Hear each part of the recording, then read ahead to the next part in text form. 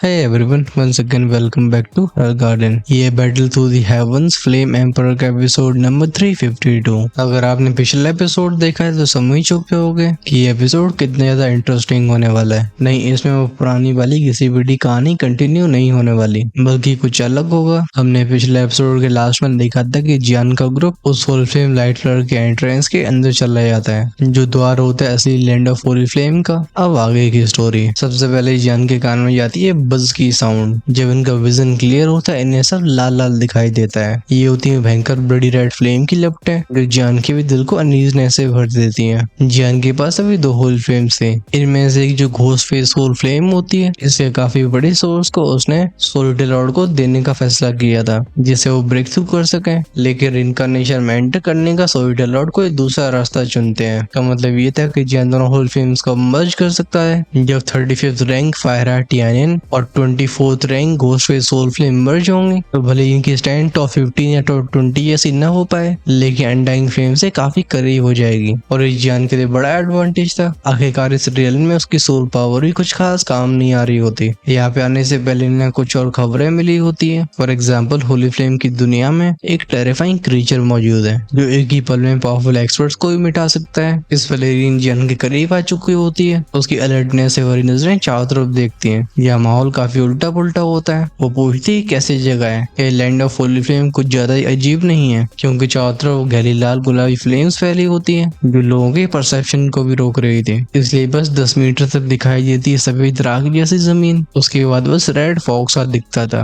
वहीं पे स्कॉचिंग बड़ी फ्लेम मिस की गहराई में एक हल्की सी ग्रे वाइट लाइट टिमटिमा रही थी। ये ग्लो भले ही इतना शांत हो, लेकिन ऐसा लग रहा था जैसे पूरी दुनिया ही उसके ऑर्डर पे चल रही हो। यहाँ पहुंचने वाले चाहे भली पीक 4 स्टार दोषियान या 5 स्टार दोषियान क्यों ना हो, नहीं सबके दिल में होती है। जहाँ धीरे से बोलते हैं अनडाइंग फ्लेम की एनर्जी तो महसूस हो रही है, लेकिन लगता है हम उसके असली ठिकाने से बहुत दूर हैं। वो जब अपने परसेप्शन को रिलीज करने की कोशिश किया करता था, वो रेड फ्लेम फॉग तुरंत ही उसकी सोल पावर को निकल जाया करता था। जन हार मानते हुए अपनी सोल पावर को विड्रॉ करता है। फिर वो इरिन से पूछता है वैसे होली 10 ऑफ अनडाइंग है क्या। इरिन काम आवाज में बोलती है होली फ्लेम का एक घर है। टॉप 20 होली फ्लेम्स के जन्म के बाद इन्हें एक डोमेन स्पेस मिलता है। बेसिकली अनडाइंग फ्लेम का होली 10 उसकी पर्सनल टेरिटरी कही जा सकती है। एक ऐसा पॉकेट स्पेस जिसमें इस फ्लेम का दबदबा होता है। जियान को थोड़ा सा अजीब लगा था। वो कहता है रिन तुम्हें जगह के बारे में कुछ ज्यादा ही पता है नहीं। तुरंत ही प्राउडनेस की वजह से रिन का मुंह फूल गया था और एकदम छाती ठोक के बोलती क्योंकि मेरे मास्टर हेड मास्टर आई ने पहले से इस होली 10 की इन्वेस्टिगेशन की है, इसलिए मुझे थोड़ा बहुत अंदाजा है। ये सुन के जियान चौंक चुका था।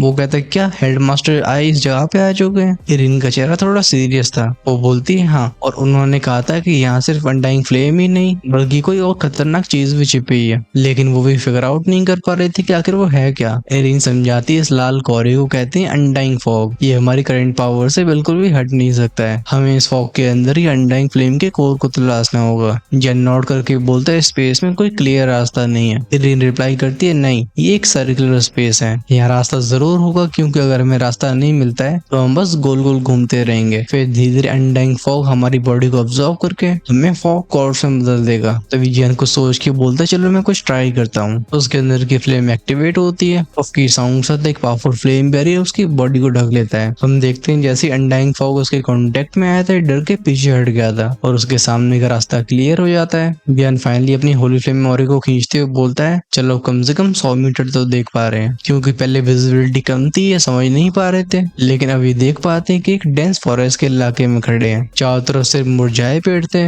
जमीन सूखी और एक डेड साइलेंस। एरिन फुसफुसाते हुए बोलते यहाँ तो सांस लेने की आवाज सुनाई देगी, चलो हम कोर्स जोन की तरफ चलते हैं, प्रीशियस आइटम्स वहीं पे होंगे। इतना कह के वो एक दिशा की तरफ सीधा शूट हो गई थी और जियान ने इसे रोका नहीं था। वो जानता था कि अनडाइंग फ्लेम जैसे ट्रेजर्स लोगों को पागल कर देने के लिए काफी थे। हाउएवर तभी उस गहरे कोहरे में से एक शश की आवाज आती है, जिसे दोनों वहीं पे रुक जाते हैं। एरिन तुरंत ही 90 डिग्री टर्न लेके बोलती है कौन है। कुछ समय पहले इस अनडाइंग फॉग में हलचल हुई थी। हाउएवर इस इवेंट में जियान के अंदर की अनडाइंग लीफ और अनडाइंग विंग स्पैरो रिएक्ट करते हैं। इनके अंदर से रिलीज होने लगती हैं बहुत ही इंटेंस फ्लक्चुएशंस, गूंजती हैं वैंग बजिंग की आवाजें। यह दांती मीस के बोलता है डैम इट। इसी पर इस अनडाइंग फॉग में से एक छोटी सी बच्ची भागती हुई निकलती है। ये करीब 10 साल की रही होगी। इसके वो उलझे हुए काले बाल, बिखरे हुए कपड़े, खासकर उसके एक्सप्रेशन एकदम डेस्परेशन से भरे होते हैं। इस लड़की को देख के जान शॉक हो गया था। तभी फॉग में से 3 और भयानक और इरप्ट होते हैं, जिन बैशल औरों को तुरंत तुरंत पहचान लेता है, जो थे अर्थ डीमन वुल्फ, शुआनशिन जायंट टाइगर और टियानशिन वुल्फ। इनकी स्ट्रेंथ 5 स्टार दूषण के बराबर थी। उसको पीछे और भी दर्जनों बीस्ट खड़े हुए थे। इन सब की आंखों में दरिंदगी, और वो इस लड़की को ऐसे देख रहे थे जैसे कोई डिवाइन डेलिकेसी हो। जब बिना समय को बर्बाद करते हुए बोलते हैं, इरीन अब इसे बचाओ। इरीन स्टैंड थी और उसकी आंखें लड़की के ऊपर टिकी होती है। वो अपने ट्रेम्बलिंग होठों से बोलती है, ये लड़की मुझे इतनी फैमिलियर क्यों लग रही है। जैन बिल्कुल भी हेजिटेट नहीं करता, क्योंकि उसे अच्छे से पता था कि अपनी मिड से 4 स्टार दूषण स्टैंड के साथ इतने सारे बीस का सामना करना ऑलमोस्ट इम्पॉसिबल है। इनमें से कुछ तो 5 स्टार दूषण तक पहुंच चुके थे, इसलिए सबसे पहले एक्शन उसे लेना होगा। अटैक का नाम होता है 4 फिंगर ऑफ द स्काई। उसके बोलते पावरफुल एनर्जी बीम सीधा उसकी उंगलियों के आगे कंडेंस होकर सामने शूट हो जाती है। गूंजती क्रैश बैम बैम बैम की आवाजें। तुरंत ही आगे के कुछ बीस उड़े हुए पीछे चले गए थे। इनमें से कईयों के हाथ पैर उखड़ गए होते हैं। तभी कुछ सोल बीस जो कि लीडर्स थे वो आगे आके बोलते हैं, इंसानी हमारा मामला है, हम तुम्हें आखिरी मौका दे रहे हैं कि यहाँ से दूर चले जाओ, वरना ये टियानशिन वुल्फ भली जान से ज्यादा पावरफुल हो। लेकिन जान के फ्लेम और से उसे डर लग रहा होता है। होली फ्लेम की पावर को इंस्टिंक्चुअली फील कर पाया था। जान की आंखें एकदम हार्ड होती हैं। उस लड़की की तरफ पॉइंट करके बोलता है, इस बच्ची को मैं जरूर बचाऊंगा। यहाँ वो किसी बहस के मूड में नहीं था। एक और बीस्ट बोलता है, ये हमारी शिकार है, अगर तुम ये करना ही चाहते हो तो फिर। जन हंस के बोलते, हाँ तो फिर क्या। उसकी आवाज में वार्निंग भरी हुई थी। वो फाइनली सोल बीस्ट को उकसाने में सफल हुआ था। फैलती हैं किलिंग इंटेंट की वेव्स और उधार के बोलते हैं, यू आर कॉटिंग डेथ। ज्ञान सीधा ड्रैगन गॉड की सेकंड ट्रांसफॉर्मेशन पे आता है कि बॉडी अचानक से गायब हो जाती है। वहीं पे नेक्स्ट मोमेंट में वहाँ पे एक जायंट ड्रैगन अपीयर हुआ था। फैलते एक बहुत ही भयंकर धाड़ की आवाज, जिससे पूरा वातावरण थम गया था। इस हॉरिफाइंग सीन को देख के वो सारे स्पिरिचुअल बीस्ट एकदम से ट्रेम्बल हो जाते हैं। कोई धाड़ के बोलते हैं, ड्रैगन भागो। उस लड़की की तरफ आखिरी बार देखने के बाद ये बिना हेजिटेशन के यहाँ से भाग खड़े होते हैं। इन्हें पता था कि भले वो 5 स्टार दूषण क्यों न हो, लेकिन एक ड्रैगन क्लैन का एक्सपर्ट उसके सामने टिकना नामुमकिन था। जान की ड्रैगन बॉडी डिसिपेट होती है। फाइनली उसका असली शरीर भी सामने आता है। वो जानता था कि ड्रैगन गॉड की सेकंड ट्रांसफॉर्मेशन एनर्जी को बहुत ज्यादा कंज्यूम करती है, लेकिन इन सबको डराने का सबसे इफेक्टिव तरीका था। असल में ड्रैगन गॉड की सेकंड ट्रांसफॉर्मेशन बस ड्रैगन्स को सप्रेस नहीं करती थी, बल्कि बाकी रेसेस के ऊपर भी थोड़ी सी इफेक्टिव होती है। यही कारण था जिसकी वजह से सोल बीस्ट इतनी जल्दी भाग गए। जब वो चारों तरफ देखता है उसे वो लड़की नजर नहीं आती। ऑफ कोर्स उसका फील्ड ऑफ विजन बस 100 मीटर तक ही सही में था, बाकी अनडाइंग फ्लेम से ढका हुआ था। वो बोलते, हम ये लड़की कहाँ पे गई। तभी उसके कान में इरीन की आवाज जाती है, जो बताती है, जैन यहाँ पे हैं हम। वो मुड़ के देखता है झाड़ी की तरफ जहाँ इरीन छिपी हुई थी। उसकी आंखों में एक अजीब सी चमक आ जाती है, क्योंकि इस समय मिस्टीरियस लड़की जो कि इरीन के पीछे छिपी होती है, उसकी आंखों में जान को देख के एक अलग ही डर था। वो इरीन की ड्रेस को खींच के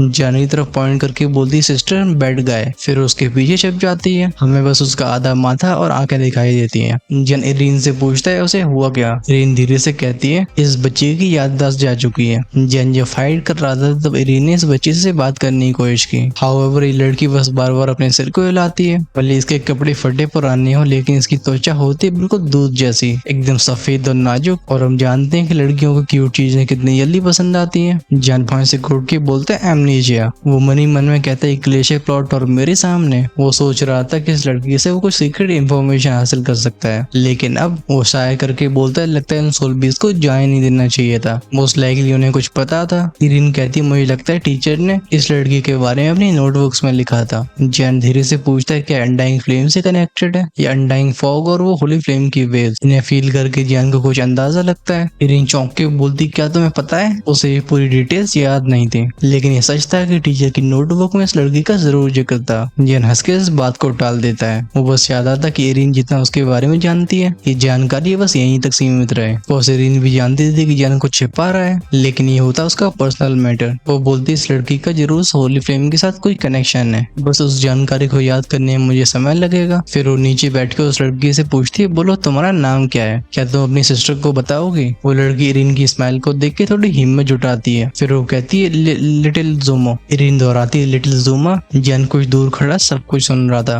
वो मनी मन में कहता है, अगर ये सच में होली फ्लेम से जुड़ी हुई है तो मेरे पास होली फ्लेम की अनडाइंग लीव्स हैं। क्या मुझसे इसलिए डर रही है, या इसे डर है मेरे फ्लेम मंत्रान ने, जिसने दोनों होली फ्लेम्स को भी डिवावर कर लिया है। जैन के एक्सप्रेशन धीरे धीरे और भी सीरियस होते जा रहे थे, क्योंकि अब उसके मन में एक बहुत बड़ा शक उठने लगा था, जो होता है इस लड़की की आइडेंटिटी के बारे में। जब इरीन देखती है कि छोटी सी लड़की जैन को शक से भरी निगाहों के साथ देख रही है, वो जल्दी से पूछती, लिटिल ज़ूमा, क्योंकि तुम मेरी छोटी बहन हो तो क्या तुम बता सकती हो कि वो बड़े बड़े बीस्ट तुम्हारा पीछा क्यों कर रहे थे। ज़ूमा की आवाज धीमी हो जाती है। वो अपने सिर को हिलाकर रिप्लाई करती है, नहीं मुझे मुझे कुछ नहीं पता, मैं बस अभी अभी जागी हूँ और ये सब मेरा पीछा करने लगे। लिटिल जोमा भागती रही लेकिन ये लाल धुआं खत्म ही नहीं हो रहा था और अब लिटिल जोमा बिल्कुल थक चुकी है। इस लड़की की बात को सुन के जियान के माथे पे बड़ी बड़ी काली काली लाइंस बन जाती हैं। इरीन जोमा को गले लगा के बोलती है कोई बात नहीं, अब बिग ब्रदर ने उन बड़े बड़े बीस्ट को भगा दिया है और हम तुम्हें ही प्रोटेक्ट करेंगे। और हाँ, बिग ब्रदर अच्छे इंसान है। इरीन इशारा करती है जियान की तरफ। इरीन की बात को सुन के जोमा थोड़ी सी उलझ सी गई थी।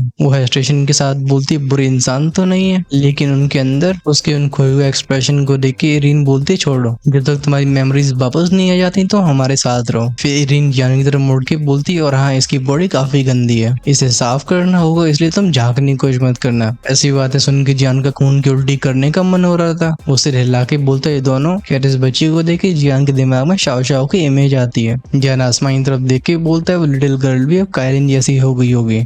मैं उसे कब देख पाऊंगा। लगता है जैसे यहाँ का काम खत्म होता है मुझे वापस लोअर प्लेन जाना चाहिए। लोअर प्लेन यानी कि दुखी कॉन्टिनेंट एक बहुत ही खास किस्म की दुनिया होती है, क्योंकि दुखी कॉन्टिनेंट में आने के बाद जियान ने दुखी कॉन्टिनेंट से कोई कांटेक्ट नहीं किया। अभी दुखी कॉन्टिनेंट में ऐसे कई लोग होंगे जो कि पीक दोशेंग में पहुंच चुके होंगे, लेकिन वो 2 दिन इसलिए ब्रेक थ्रू नहीं कर रहे हैं क्योंकि उन्हें जियान की लाइफ और डेथ के बारे में कुछ नहीं पता। वो नहीं जानते थे कि 2 एम्पर में ब्रेक थ्रू करने के बाद इन्हें कैसी चुनौतियों का सामना करना होगा। इसी पल जियान से थोड़ी दूर एक मिस्टीरियस ऑरा अपीयर हुआ था। वो बंदा बोलता है गड़बड़ शायद इसी जगह पे है। उम्मीद करता हूँ सोल बीस ने उस लड़की को पकड़ा नहीं होगा। आखिरकार वो छोटी सी बच्ची अनडाइंग फ्लेम को हासिल करने की एक बहुत अहम कड़ी है। क्या जियान भले गहरी सोच में हो लेकिन उसकी इंस्टिंक्ट्स तुरंत ही खतरे को महसूस करती है। वो एक कोल्ड आवाज में बोलता है कौन है, बाहर आओ। उसकी नजरें एक दिशा की तरफ जाती है। जमीन रंबल रंबल की आवाज के साथ हिलती है। वो आवाज बोलती है 4 स्टार दोषा मिड स्टेज। हाँ, इस सॉरी को सेंस करके जियान बहुत सीरियस हो जाता है क्योंकि एनर्जी फ्लक्चुएशन सच में स्ट्रेंज होती है। फॉग से निकलता एक फिगर जो कि हाथ कप करके बोलता है मेरा नाम वुशोवांग है। इसकी बॉडी को एक घोंसले ओरिएंट रखा था। जियान आंखें नैरो करके बोलता है एक सोल बॉडी। क्या एक घोस्ट वर्ल्ड का एक नेटिव इनहेबिटेंट है। एक्चुअली में जब वो घोस्ट वर्ल्ड में आया वो तब से लगभग इंसानों के इलाके में रहा है, इसलिए जियान असली घोंसली क्रीचर से बहुत कम बार मिला। ये नॉर्मल इंसानों से कई गुना पावरफुल होते हैं। जब जियान इस बंदे के बारे में सोच रहा होता है इसी पर एक अटैक लॉन्च किया जाता है। वो हाथ ऊपर करके बोलता है गोस्ट बाउंड। उसका और अचानक से फैला था। शो के साउंड के साथ तेजी से जियान की तरफ बढ़ जाता है। जियान इस अटैक को बिल्कुल अंडरएस्टिमेट नहीं करता। हाथ में आती रूलर और यूज किया जाता है स्काई मूविंग द रूलर। जैसे उसके रूलर अटैक सामने की घोंसली एनर्जी से टकराते हैं उस बंदे का अटैक अचानक से गायब हो गया था। फिर लेफ्ट साइड का स्पेस फटता है और वो अटैक उल्टा उसके ऊपर रिडायरेक्ट हो गए थे।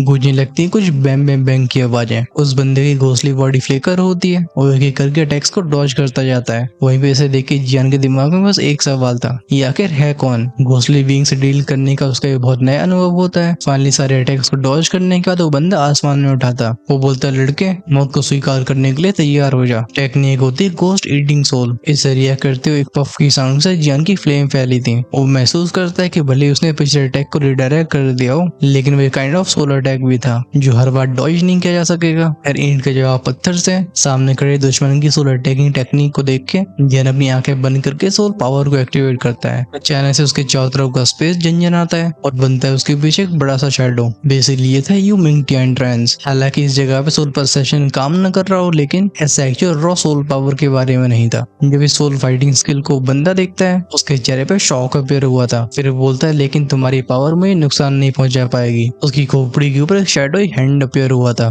जो कि करीब 1000 फीट लंबा होगा। इसके अंदर होता है बहुत ही हैवी घोंसली ऑरा और निकल रही होती है चिली एनर्जी वेव्स। फिर नेक्स्ट मोमेंट में दोनों अटैक्स बैम की आवाज के साथ एक दूसरे टकरा जाते हैं। क्योंकि प्योर सोल बेस्ड अटैक्स थे इनके पॉइंट ऑफ कोलिजन से कोई एनर्जी वेव्स नहीं बल्कि स्पेशल शॉक वेव्स निकलती हैं। लेकिन शॉक वेव्स गायब भी नहीं हुई होती। तब तक वो फिगर फिर से धाड़ के बोलता है डाई। हाउएवर इसी मोमेंट में एक और आवाज गूंजती है जो कहती है टेंसोई कर्टन। एक बहुत ही मजबूत से दिखने वाली पानी से बनने वाली दीवार जियान के फिगर को पूरी तरीके से ढक लेती है। उसके बगल में इरीन और लिटिल जोमा पेयर हुए थे। लिटिल जोमा ने अभी पहन लिए थे काफी प्यारे से कपड़े और उसकी 2 चोटियां भी थी। ये दूर से देखने में बिल्कुल छोटी सी गुड़िया लग रही होती है। जब वो मिस्टीरियस घोंसली फिगर इस लड़की को देखता है तो एक सिनिस्टर स्माइल के साथ बोलता है तो ये बच्ची यहीं पे है। लेकिन क्योंकि इसके पास अभी 2 हेल्पर हैं लगता है मुझे यहाँ पे कुछ खास एडवांटेज हासिल नहीं होने वाला। बेहतर हुआ कि इसके बारे में जाके मैं लॉर्ड को खबर दूं। वो नेक्स्ट मोमेंट में अपने चारों तरफ फैले घोंसली और एक साए साए की आवाजों के साथ वापस ले लेता है और तुरंत यहाँ से एस्केप करना शुरू कर देता है। ये देख के जियान धाड़ के बोलते हैं हमें इसे रोकना होगा। उसकी रूलर क्रिस्कॉस हवा में 2 बार हैक होती है। एक बड़ा सा रूलर ग्लो सामने गया था। सो उसकी बात है जैसे अनडाइंग फॉग में जाता है न जियान के अटैक के बारे में मालूम पड़ता है ना उस फिगर के बारे में। यहाँ बस बचे रह जाते हैं जियान, इरिना और लिटिल जोमा। खासकर जियान की नजरें होती है दिशा की तरफ जहाँ वो ग्लूमी ऑरे वाला बंदा गायब हुआ था। जियान मनी मन में कहता है गोस्ट म्यू वेशुआंग। इसी मोमेंट में पास ही में खड़ी लिटिल जोमा की आंखों में एक हल्की सी रेड लाइट ग्लो होती है। वो इरिन से बोलती बिग सिस्टर वो एक बुरा आदमी था। लिटिल जोमा की आवाज में एक अजीब सा डर महसूस हो रहा था। ये देख के जियान की आंखों में चिंता झलकने लगती है। वो हल्की आवाज में बोलते ऐसे मिस्टीरियस लोग, लगता है हमारी संडाई होली फ्लेम की ट्रिप सच में बहुत डेंजरस होने वाली है। काफी सोचने के बाद भी जियान उस बंदे की आइडेंटिटी को समझ नहीं पाया था। ये क्लियरली घोस्ट था, एक सोल बॉडी। हाउएवर सवाल ये था कि क्या ये सोल क्लैन से या फिर सोल पैलेस है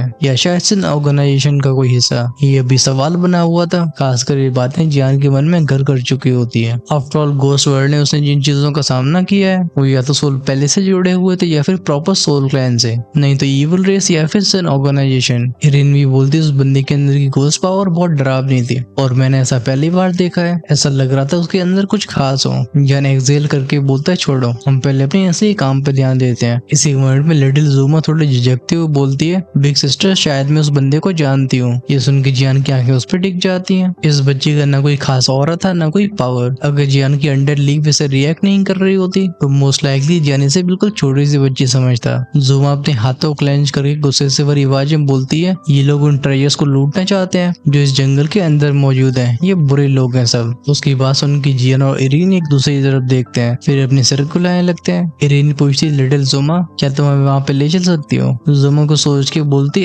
फिर इरिन के हाथ को थाम के उस मिस्टी फॉक की तरफ चली जाती है और पीछे जाता है जियान। ये जैसे आगे बढ़े थे हम जियान की परछाई को हल्का सा हिलते हुए देखते हैं। ये कुछ ऐसा था जैसे उसकी फ्लेम्स किसी चीज से खिंचाव महसूस कर रही हो। वेल एग्जैक्टली उसकी शैडो क्यों मूव कर रही थी? ये होता है उसका फायर गार्ड जिसे हाल ही में जियान ने क्रिएट किया था। दोनों के कानों में कुछ अजीब सी आवाज आती है। धीरे धीरे इनके चारों तरफ का जंगल बदलने लगता है। तीनों पहुंच जाते एक सफेद रंग के लाइट कर्टन के सामने। इसे देख के जियान कहते हैं कैसी जगह है। इस मोमेंट में जोमा की आंखों में आंसू भरने लगते हैं। वो बताती है ट्रेजर्स यहीं पे है लेकिन इन लूटने के लिए बहुत सारे लोग आएंगे। बिग सिस्टर बिग ब्रदर तुमने जोमा को वादा किया था कि तुम उसे प्रोटेक्ट करोगे। इरिन झुक के प्यार से बोलती हम इस वादे को जरूर निभाएंगे। जोमा नॉड करती है, फिर उसका वो छोटा सा हाथ उस चमकते हुए बैरियर की तरफ आगे बढ़ता है। गूंजती कुछ बैंग बैंग बैंग बैंग की आवाजें एक पावरफुल सक्शन फोर्स तीनों को अंदर खींच लेती है। इनके चारों तरफ का स्पेस चेंज हुआ था। अब ये मुरझाया नहीं बल्कि एक हरा भरा जंगल होता है। हाउएवर एक ऐसी जगह थी जहाँ से इन्हें बहुत ही खतरनाक सिचुएशंस फील होती हैं। इस मंजर को देख कर इरिन गहरी सांस भरती है। वो कहती यह है ग्लेशियर टियाने। जियान के कुछ कहने से पहले उसके ध्यान को कुछ फिगर्स ने खींच लिया होता है। इनमें से एक अनजानी आवाज बोलती है ग्लेशियर टियाने बहुत अजीब है। यहाँ भटकते हुए हमें इतने दिन हो गए लेकिन तब भी हम नीचे नहीं जा पाए। इरिन लिटिल जोमा को अपनी गोद में उठा के बोलती है शिश। फिर वो जियान से विस्पर यानी कि फुसफुसाती है। टीचर की बुक में इस ग्लेशियर टियाने के बारे में बताया गया था। उस बुक के हिसाब से इस जगह में कोई बहुत ही स्पेशल ट्रेजर छिपा हुआ है। जियान भी स्माइल के साथ बोलते हैं हाँ सच में मुझे भी अजीब लग रहा है। इस लैंड ऑफ होली फ्लेम के बाद एक परत खुलती जा रही थी। पहले वो आउटर लेयर में थे लेकिन शायद अब ये पहुंच चुके मिडिल लेयर में, लेकिन अंदर जाने का रास्ता अभी कोई नहीं जानता था। जियान को सोच के बोलता है तुम दोनों यहीं पे रुको, मैं एक बार देख के आता हूँ। ये सुन के लगता है इरिन परेशान हो जाती है। वो बोलती है सारे स्ट्रॉन्ग लोग हैं, तुम्हें केयरफुल रहना होगा। लेकिन इससे पहले वो और कुछ बोल पाती जियान की शैडो में से वो फायर गार्ड बाहर आता है जिससे जियान की बॉडी मर्ज हो जाती है। बेसिकली अब जियान को शैडो बन चुका था। इस सीन को देख के इरिन आके घुमा के बोलती लड़का ये सच में अब नॉर्मल है। खैर ये मानना पड़ेगा कि शाओ ज़ीफन ने जियान को बहुत शानदार चीज दी थी। ये जियान के लिए एकदम परफेक्ट स्काउटिंग टूल होता है जैसे वो शैडो से कभी बाहर आके फेटल स्ट्राइक कर सकता था। खासकर लाइट एटीट्यूड के अलावा उसे और कोई पकड़ नहीं सकता है। जियान धीरे धीरे शैडो के जरिए उस ग्लेशियर टियानो के नीचे पहुंचता है जहाँ उसे दिखाई देती है कुछ अलग ही चीजें।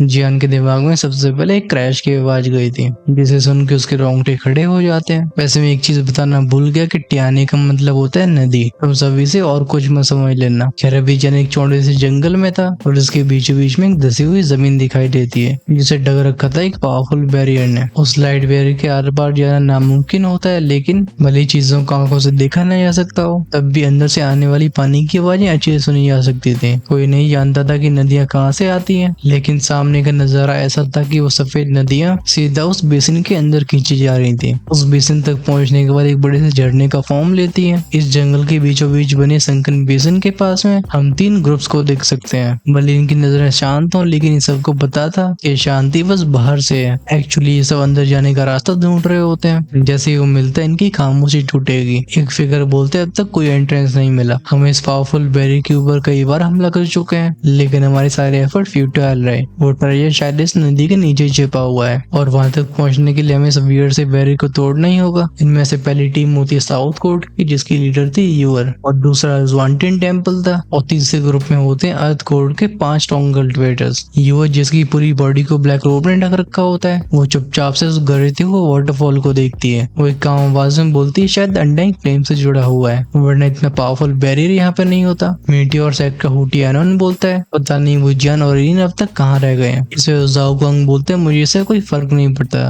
उसके चेहरे पे हल्की स्माइल थी। इस होली लैंड में एंटर करते ही सब अलग हो गए थे और अब सबकी किस्मत सबके हाथ में होती है। जब हमारा ध्यान तीसरी जगह पे जाता है, यहाँ तो मिस्टीरियस लोग खड़े हुए थे जिनकी बॉडीज को अजीब सी एनर्जी ने ढक रखा था। इनमें से एक सीरियसनेस के साथ बोलता है म्यू वेशुआंग उस लड़की को ढूंढने के लिए गया है, लेकिन अभी जरूरी है उस बैरियर को तोड़ के उस चीज को हासिल करना, वरना हम अनडाइंग फ्लेम की इंटेंस हीट को सह नहीं पाएंगे। म्यू वेशुआंग को अगर वो चीज मिल जाती है तो हम सीधे इस होली लैंड के इंटीरियर के अंदर जा सकते हैं। इसी वक्त जंगल में एक हलचल होती है। एक ब्लैक ट्री जो कि जमीन पर लेटा हुआ था, उसे होती हुई कोई चीज इनकी तरफ आगे बढ़ रही थी। वो दोनों खड़े हुए डिसाइपल्स जो कि ज़्वांटिन टेम्पल को बिलोंग करते थे, ये कहते हैं हम इस तरीके से टाइम क्यों वेस्ट कर रहे हैं, क्या अच्छा नहीं होगा कि हम साथ में मिलकर इस बैरियर को तोड़ें। जब तक बात रही ट्रेजर की, वो अपनी एबिलिटीज पे डिपेंड करेगा। ये सुन के व्यूअर नोट करके बोलती है ठीक है मैं तैयार हूँ। सेंट्रल टेरिटरी अलायंस का जाओगंग भी एग्री कर लेता है। ये सुन के ज़्वांटिन टेम्पल के दोनों एक्सपर्ट्स बोलते हैं तो फिर किस बात की देरी है, हम जानते हैं कि इस बैरियर को कैसे तोड़ना है, लेकिन इस प्रोसेस के दौरान अगर नीचे से कोई खतरा आता है तो उसे संभालना जरूरी है। ये सब एक दूसरी तरफ देख के नोट करके सीधे हवा में चले जाते हैं। गूंजती हैं कुछ मफल्ड बूमिंग आवाजें, इरप्ट होते हैं इनके दो शानोरे। इधर जाने कोने में चिपके ये सब कुछ देख रहा होता है। वो कहते हैं हम ये लोग स्मार्ट हैं। नीचे कुछ तो अनडाइंग फ्लेम से जुड़ा हुआ है जो शायद बहुत ज्यादा हॉट भी है। उम्मीद है मेरी दोनों होली फ्लेम्स उस हीट को संभाल पाएंगी। ये बोलते हुए पीछे मुड़ता है। वो वापस से रुक करता है इरीन की तरफ का। हाउएवर इसी पल पीछे का स्पेस रिपल होता है और फिर होता है एक मिस्टीरियस फिगर, लेकिन जियान को इसका कोई अंदाजा नहीं होता। ऑफकोर्स ये होता है वही म्यू वेशुआंग। क्या इरीन के पास आके जियान बोलता है चलो। इरीन के चेहरे पे दिखाई देता है हेस्टेशन। वो पूछती है लेकिन ये बच्ची, तभी लिटिल ज़ूमा जो कि अब तक चुपचाप थी, वो अचानक से बोलती बिग सिस्टर मैं अपने आप को प्रोटेक्ट कर सकती हूँ। उसकी आंखों में एक इंटेंस ग्लो फ्लैश होता है, फिर एक सिजल के साउंड के साथ उसकी बॉडी से ग्रे फ्लेम बाहर आती है। जियान चौंक के बोलते ग्रे फ्लेम।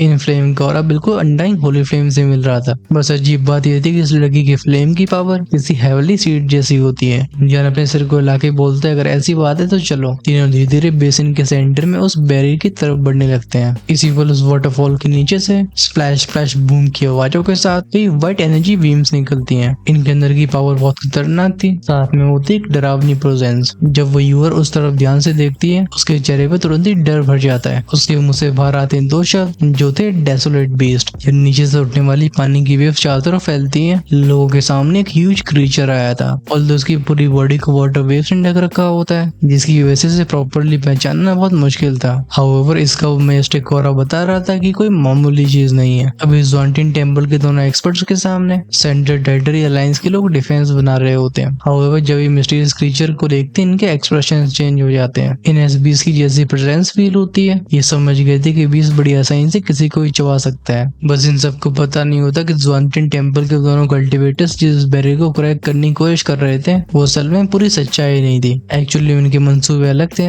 जैसे बेहिम्मत वाटरफॉल से बाहर आता है, बैरियर के किनारे हल्के हल्के क्रैक्स नजर आने लगते हैं। यूर अचानक से पीछे कदम लेके बोलती है रिट्रीट, क्योंकि यूर की सोल पावर पहले ही काफी अच्छी होती है, इसलिए पानी के नीचे का खतरा उसे पहले ही महसूस हो गया था। जब भी कॉलोसल क्रीचर फाइनली बाहर आया था और इसके ऊपर का पानी चारों तरफ फैलता है, लोगों के जबड़े खुले के खुले रह गए थे। एक जगह पर छिपे हुए जियान, इरीन और लिटिल ज़ूमा इस सीन को चुपचाप से ऑब्जर्व कर रहे थे। उस बेहिम्मत को बाहर आते हुए देख जियान कहते हैं अनएक्सपेक्टेडली यहाँ पे ऐसा वाइल्ड भी छिपा हुआ है। वहीं पे इरीन थोड़ी सी घबराते हुए बोलती है तुम जानती हो कि क्या चीज है? इसका ऑरा 5 स्टार दोशान से नीचे नहीं लगता। जियान धीमी आवाज में जवाब देता है इस एंशिएंट बीस्ट को हुआंग कहा जाता है और कुछ लोग बोलते हैं इसे डेसोलेट बीस्ट। वेल इसका नाम हुआंग इसलिए पड़ा क्योंकि जहाँ भी मौजूद होता है वहाँ किस्मतें बदलने लगती हैं। अंग्रेजी में बोले तो मिरेकल्स। जियान की नजरें इस क्रीचर की डिटेल पे थी। इसकी लोअर बॉडी एकदम गोल सी होती है, जैसे दो गोलों को साथ में जोड़ दिया हो, और ऊपर दिख रहे होते एकदम चांदी जैसे स्केल्स, और दोनों के बीच में गोलाकार का पत्थर होता है जो ग्लो कर रहा था। इस क्रीचर के हाथ पैर होते हैं काफी मोटे मोटे और प्रेजेंस काफी हैवी पावर को जाहिर करती है। इरीन कहती है इसका सर इतना छोटा है और पेट इतना बड़ा, ये तो बड़ा अजीब लग रहा है। क्या ज़्वांटिन टेम्पल के दोनों कल्टिवेटर्स हाथ आगे करके बोलते हैं आगे बढ़ो, हम उस ट्रेजर को तभी हासिल कर सकते हैं जब इस गार्डन को हराया जाए। खैर ये बोलते बोलते इनकी आंखें अभी बैरियर के एज पे टिकी होती हैं। यहाँ क्रैक्स धीरे धीरे फैल रहे थे। नेक्स्ट मोमेंट में ज़्वांटिन टेम्पल के दोनों कल्टिवेटर्स अपने पैरों को स्पेस में प्रेस करते हैं, फिर बूम बूम की साउंड के साथ ये आगे शूट हो गए थे।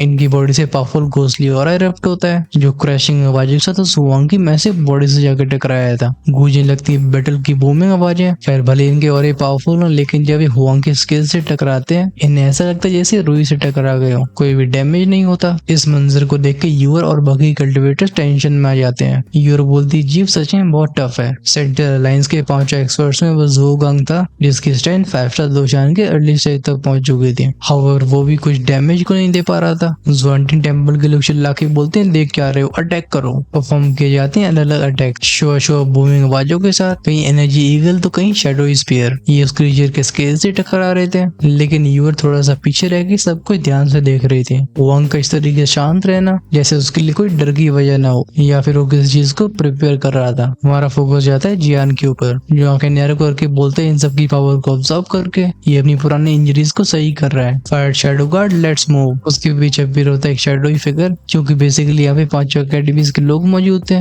इसे कहा जा रहा था 5 सेक अलायंस। वहीं पे लीसो टेम्पल से आए लोग थोड़े अलग होते हैं, इनके हमले बिल्कुल रुकते नहीं है। वो ज़ाओगंग बोलता है कि इस क्रीचर की बॉडी लोहे की बनी हुई है, हमारा कोई अटैक काम नहीं कर रहा। बट इसी मोमेंट में बैरियर के कोने पे एक क्रैक साफ दिखाई देने लगा था, लेकिन तभी हुआंग जिसने अब तक अपनी आंखें बंद कर रखी थी वो अचानक से खुलती हैं और रंबल रंबल की साउंड के साथ फैलता है खतरनाक ऑरा। ये देख के ज़्वांटिन टेम्पल के लोग विजुअली घबरा जाते हैं। वो कहते हैं इसने हमारी पावर को यूज करके खुद को हील कर लिया और ये एक मिड से 5 स्टार दोशान के बराबर है। वो हुआंग अपनी बॉडी को हल्का झटका देता है, एक सिल्वरी डिस्ट्रक्टिव फोर्स चारों तरफ फैलती है। ये देख के ज़्वांटिन टेम्पल के दोनों कल्टिवेटर्स अपनी हैंड्स को चेंज करने लगते हैं। कंडेंस होता है एक अजीब सा गोस्ट एनर्जी ब्लैक पाम जो चारों तरफ एक ठंडी सी एनर्जी को फैला देता है। जब इरिन ने सॉरिक को सेंस किया था उसके एक्सप्रेशन चेंज हो गए थे। वो कहती ये घोस्ट किंगडम के लोग हैं। चान भी चौंक के बोलता है घोस्ट किंगडम। लेली से कुछ याद आ गया था। तभी बैंक की आवाज के साथ वो एनर्जी पाम हुआंग से टकराता है। पॉइंट ऑफ कॉन्टेक्ट से एक मैसिव एक्सप्लोजन हुआ था। इसके अंदर से फैलने वाली शॉक वेव से टकरा के उस सफेद बैरियर का क्रैक और बड़ा हो जाता है। ऑफ कोर्स जियान इस मौके का फायदा उठाता है। गूंजती कुछ सुशिंग आवाजें। इरिन और जियान लाइटिंग स्पीड के साथ पॉइंट के अंदर चले गए थे। साथ में पीछे आता है म्यू बशुआंग जो कि चुपचाप से जियान का पीछा कर रहा था। 5 सेक अलायंस के लोग देख भी नहीं पाए और वो बैरियर खुद बंद हो गया था। ये सब हुआंग डेसरेट भी से फाइट करते हुए रह जाते हैं। फिर जब इन्हें सच्चाई का आवाज होगा ये सब साथ में बौखलाने वाले हैं। इस ग्लेशियर रिवर के नीचे एग्जैक्टली क्या मौजूद है, चलो हम इसके बारे में नेक्स्ट एपिसोड में जानते हैं। यहाँ सबसे पहले एक ट्रेड होने वाली है और मिलने वाले हैं बहुत सारे सरप्राइजेस। अगर आप उसे मिस नहीं करना चाहते तो चैनल को सब्सक्राइब करके बेल आइकन के बटन को ऑन करके रखना। वैसे आपको ये एपिसोड कैसा लगा है do tell us in the comment section. दिन ब दिन व्यूज वगैरह कम होते जा रहे हैं, कहीं ऐसा ना हो कि हमें सीरीज को बीच में बंद करना पड़े। इसलिए अगर आपके दिमाग में कोई सुझाव हो तो उसे कमेंट्स में टाइप करने से बिल्कुल हेजिटेट मत करना। मैं आपके सारे कमेंट्स को रीड करता हूँ, but due to lack of time सारे कमेंट्स का रिप्लाई नहीं दिया जा सकता। अगर आपको नेक्स्ट एपिसोड आज शाम को ही देखना है तो आप हेल गार्डन की प्रीमियम कम्युनिटी का हिस्सा बन सकते हो। मेंबरशिप को ज्वाइन करने से हर शाम को रिलीज होने वाले अर्ली एक्सेस एपिसोड्स आपके पास कंटिन्यूसली पहुंचेंगे और जिनका पेट से भी ना भरे वो और भी आगे रहना चाहते हो तो अपने लेवल्स को अपग्रेड कर सकते हो इमोर्टल एम्पर या उसी ऊपर। चैनल की होम पेज और सब्सक्राइब के साइड में ज्वाइन बटन दिखाई दे रहा है, आप उसे टैप करके सारे प्लान्स को चेकआउट कर सकते हो। सो हमारा मिलना होगा नेक्स्ट पार्ट में। Until then take care.